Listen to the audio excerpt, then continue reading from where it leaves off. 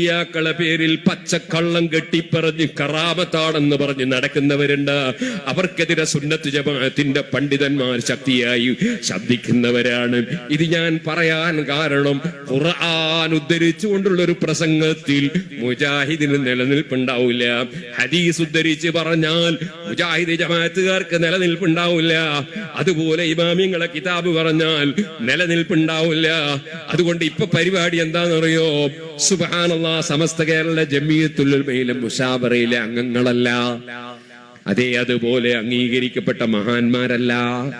പിന്നെയോ ഏതെല്ലാമോ ചില ആളുകൾ തലപ്പാവ് ധരിച്ച് തഥാ താടിയും വെച്ചിട്ട് അവര് ചില സ്ഥലങ്ങളിൽ നിന്ന് പ്രസംഗിക്കുന്നു.